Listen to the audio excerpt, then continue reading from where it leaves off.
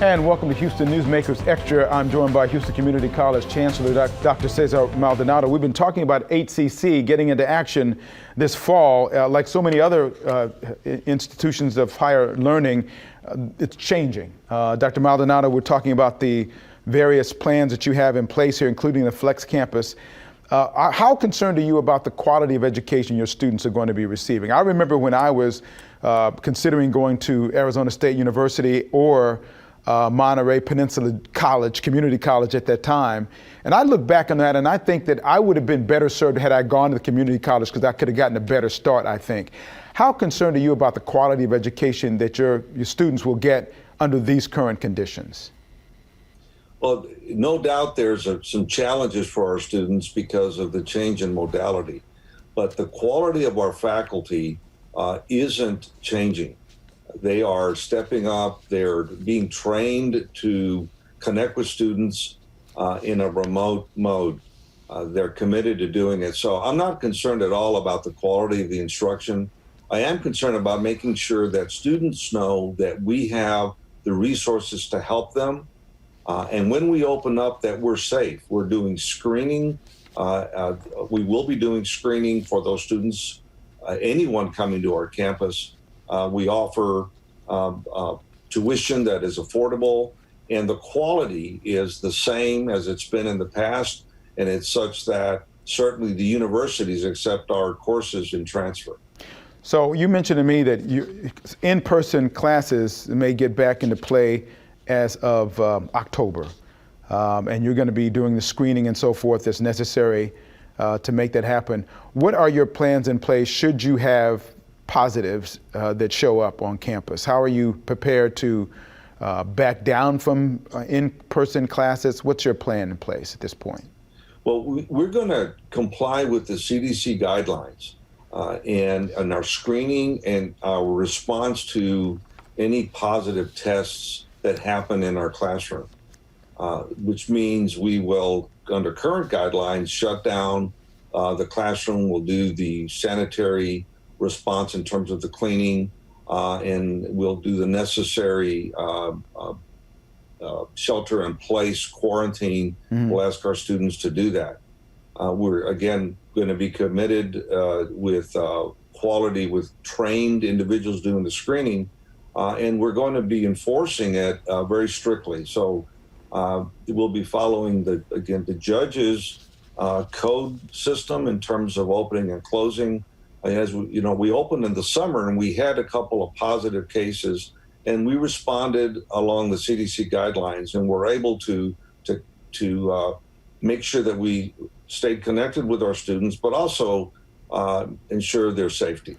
You have HEC's had a strong relationship with the business community in the Houston area. What kind of partnership and relationships and help is the business community providing for you right now? Business community has its own challenges right now too, but I'm curious as to what kind of support you're getting from that community that you've had these strong partnerships with through the years. Well, we continue to partner with the business community, and it's a bidirectional relationship. We're providing PPE through our labs, through our 3D printers, to many of the area healthcare institutions and to some businesses as well. We have a website, Houston Jobs Now, where we are connecting community members with opportunities that some businesses have and needs that they have today. So not only are we doing the training, we're also helping do the job placement through our partnerships with the business community. So that relationship stays strong.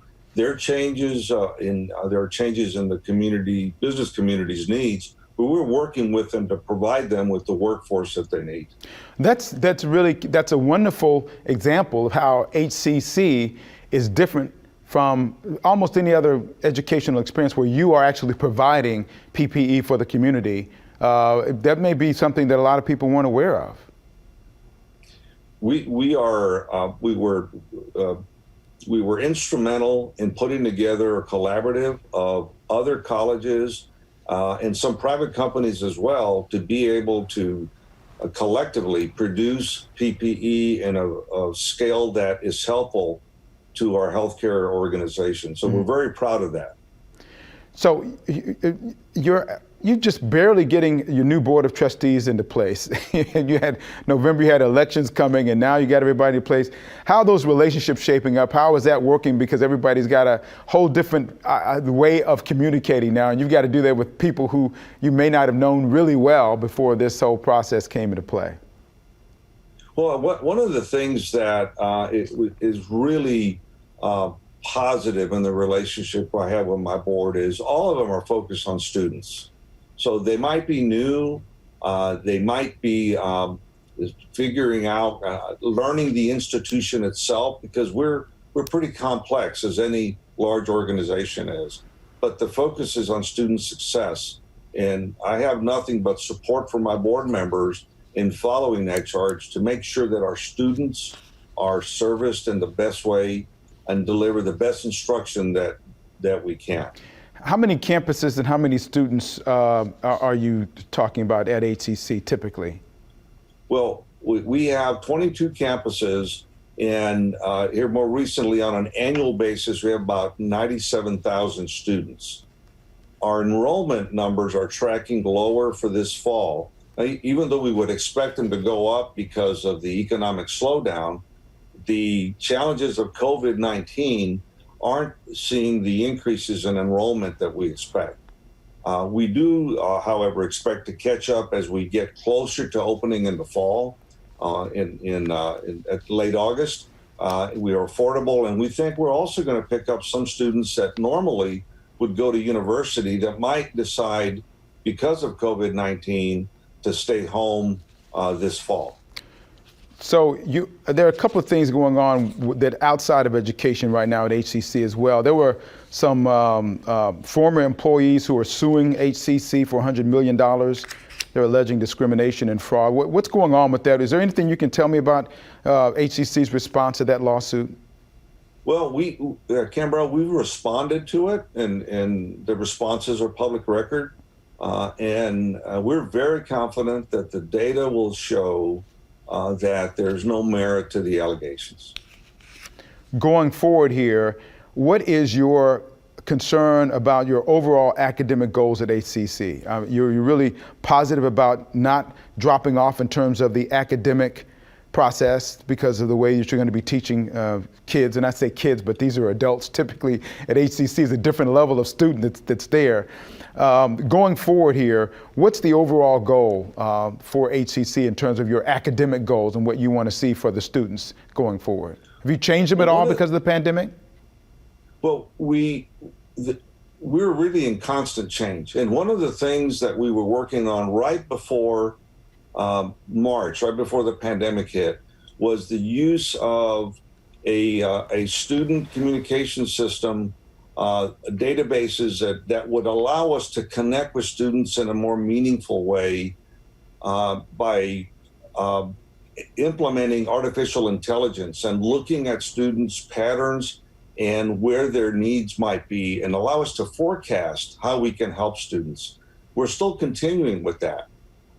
We have a customer relationship management software. That's what industry calls it, but we're using it to connect with students, and it's going to combine the students' academics, the students' degree plan, the students' challenges in one area when we can, at scale, be able to help students and be able to predict what challenges they might have. That's going to continue, and probably sooner, a quicker implementation because of COVID.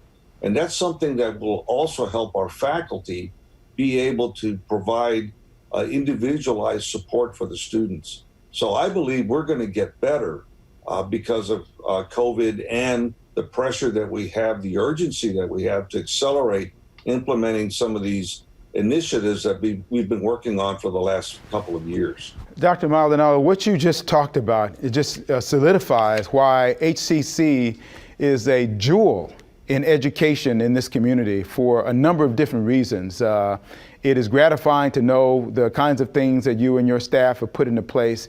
I'm excited to see what's going on with that. Thank you for coming on this morning and sharing your plans going forward. We wish you the best of luck as you get ready to open in person in October. Of course, August 24th, I think you said, is the start, right? Is the classes online? That's correct. August That's correct. 24th? Good deal. We'll make sure that we are going to put this Newsmakers Extra out there where everybody can see it, and also they'll be watching the program on Sunday as well. Thank you, Dr. M. We appreciate you. Thank you for having me. Thank you.